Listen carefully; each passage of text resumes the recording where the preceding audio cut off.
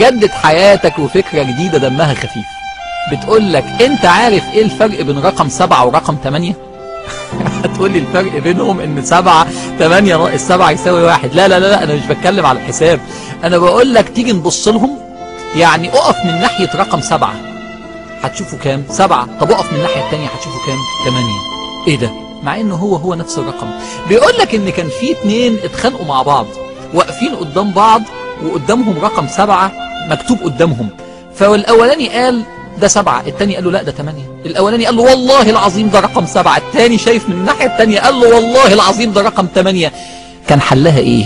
كان حلها ان واحد ياخد التاني من ايده ويقول له ممكن تيجي تشوفه من ناحيتي؟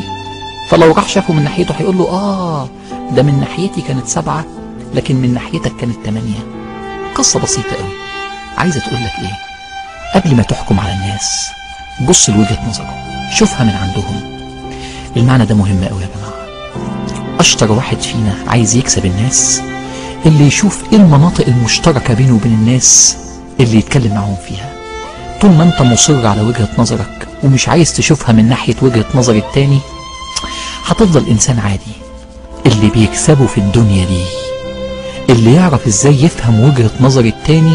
اقدر اتحالف معاه في اي حتة، مش لازم توافق على كل وجهة نظره، لكن على الاقل تبقى عارف هو جاي منين فتعرف تتعامل معاه. هي 7 بقى ولا 8 هي حسب انت شايفها منين. من فضلك شوفها من الناحيتين عشان تكسب الناس. جدد حياتك وفكرة جديدة.